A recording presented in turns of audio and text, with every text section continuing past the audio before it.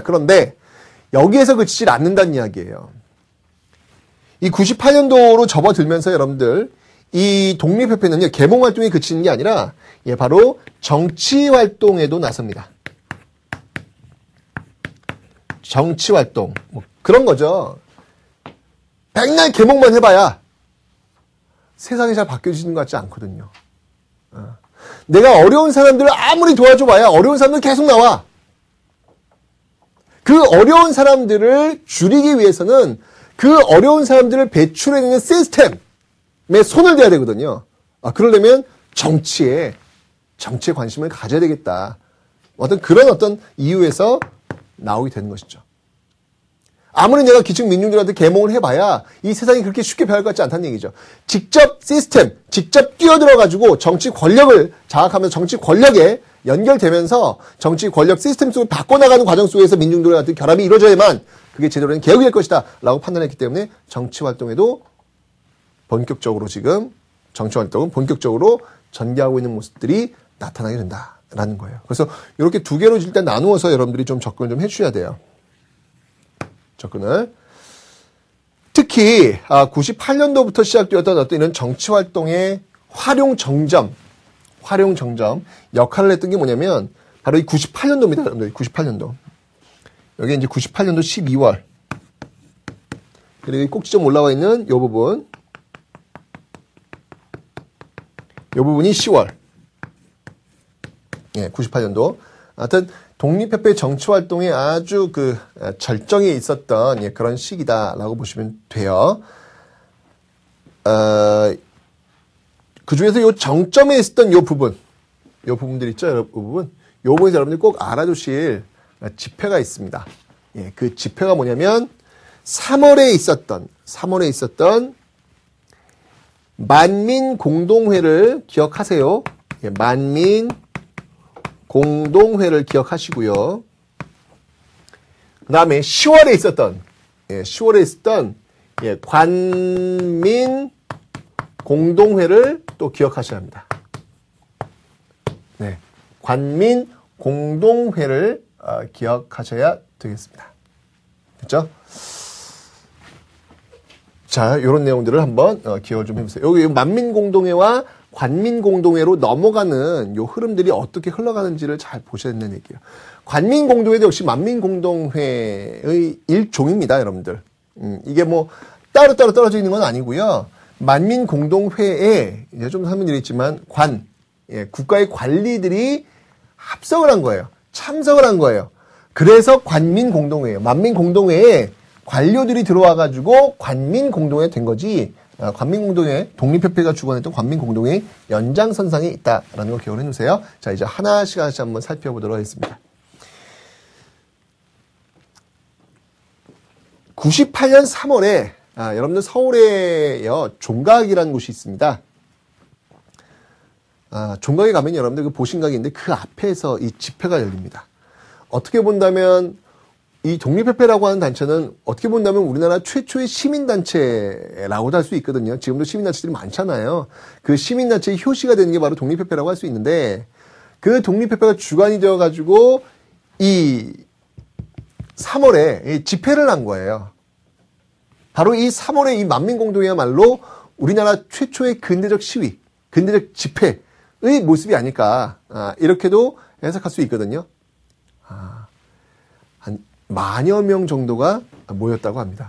여러분 당시 그 서울 한양의 인구가 20만이었대요. 그 20만 명 중에서 1만 명이 모였다는 이거는 어마어마하게 모인 겁니다, 여러분들. 엄청나게 모인 거죠. 맨파워. 그런 힘들이 쫙 보여준 거예요. 생각해 보세요. 이거 밀란 이런 것들이 일어났을 때나 그렇게 모이지. 그렇지 않고 이렇게 모인 적이 과연 있었을까? 그것도 한양 그 한복판에서, 한양 중심 그 한복판에서, 나라님 계신 그 한복판에서 이렇게 만여 명이나 되는 어떤 그런 시민들이 모여가지고 자신들의 주장을 이야기한다. 이거는 놀라운 일입니다. 이건 굉장한 일입니다. 이건 충격입니다, 여러분들. 네. 결국 그런 충격파는요, 고스란히 전달됩니다. 이때 이제 이게 만민공동회에서 뭘 하냐면, 세 가지 보시면 돼요, 여러분들. 이 만민공동회에서 했던 그 대표적인 일들이 있다면, 자, 바로 세 가지를 들 수 있습니다. 첫 번째는 뭐냐면, 이 러시아 있죠, 러시아. 예, 이 러시아의 저령도조차를 저지합니다. 러시아의 저령도조차를 저지합니다.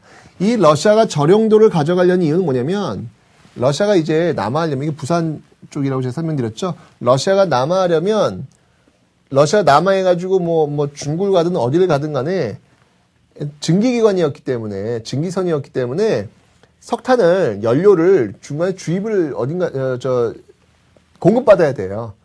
그래서 이 저령도에다가 석탄 창고를 두려고 했었거든요. 그래서 이 저령도를 조차해달라라고 요구를 했던 것이죠. 자, 그런데 이 만민공동에서 러시아의 저령도 조차를 결사반대합니다. 이런 모습을 봤던 일본도 역시 마찬가지로 이 저령도에 있었던 석탄 창고를 반환합니다. 그리고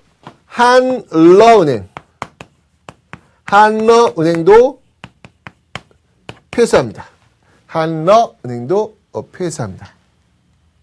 이게 바로 만민공동회가 요구해가지고 얻어낸 성과물이라는 얘기죠. 어떻게 바라보십니까, 여러분들? 만민공동회라고 하는 이 집회를 통해서 이러한 것들, 이러한 그 외국 세력들의 이권 같은 것들을 지금 막아내고 있는 이 장면, 이 하나의 장면을 여러분들은 어떻게 보십니까? 이제까지 강화도 조약 이후에 문이 열렸지 않습니까? 문이 열리면서 우리는 정말 황당한 어떤 그런 조약들을 지금 많이 맺고 있는 상황입니다. 조청산민 수륙 무역장정으로 개항장이 흔들거리는 어떤 그런 모습들도 봤고요. 조미소 통상조약에서 최애국 대우를 맺는 모습도 봤고요. 그 다음에 이제 뭐 갑신정변 하면서 뭐 이모군란 하면서 일본한테 배상금 지불하는 모습도 봤고요. 갑오 을미개혁을 통해서 심지어는 국모까지도 시해되는 어떤 그런 모습들을 봤습니다. 이렇게 일방적이죠. 힘의 논리에 완전히 밀려버리는, 압도당하고 있는 어떤 그러한 흐름 속에서 언제 한번 외국에서 이거 해달라고 했을 때 우리는 못한다, 죽어도 못한다 라고 해본 적 있었습니까? 없었잖아요. 그런데 만민공동회를 통해 가지고 1만 명의 사람들이 모여서 저령도조차 반대하고 한러은행 폐쇄하라, 이런 주장들이 나오니까 이런 외국들도 함부로 할 수 없었던 것이죠. 결국은 그들의 요구를 물리칠 수 있는 그런 계기를 마련한 거예요. 개항기에서 이런 쾌거를 이룬 적이 과연 몇 번이나 있었느냐라는 거죠. 그럼 이런 쾌거의 힘은 어디서 나온 걸까? 그렇게 일방적으로 당하고 있었던 어떤 그런 흐름 속에서 이런 것들을 막아낼 수 있었던 그 힘은 어디서 나온 걸까? 그것은 바로 민중과 함께 하려는 그 모습들, 바로 민의 힘이라는 얘기입니다. 민의 힘. 제가 앞 강의에서 대한제국, 이제 곧 보시면 알겠지만 이 독립협회가 이제 무너지고 나서 대한민국 국제가 되면서 그 권력의 힘이라고 하는 게, 힘이라고 하는 게 황제에게 집중된다고 그랬는데 황제에게 집중되는 그 방향이 아니란 얘기죠. 이런 모습을 통해가지고, 아하! 외세의 이권, 외세의 침탈에 맞서는 방법은 바로 정부와 이 민이 하나가 되어서 맞서는 어떤 그런 모습들을 보일 때 진정으로 외세는 두려움을 가질 수 있다 라고 하는 걸 보여주는 것이죠. 여러분들. 정부가 어떤 이런 민의 힘을 찍어 누르는 게 아니라 이 민과 함께 해서 국권을 지키는 어떤 그런 모습들이 올바른 노선으로 자리 잡게 된다는 것. 그런 것들을 한번 좀 보자는 이야기예요, 여러분들. 여기 지금 보이고 있지 않습니까, 지금. 그죠? 자, 이렇게 만민공동회에서 이런 어떤 그 힘을 보여준 거예요. 민의 힘을 보여준 거예요.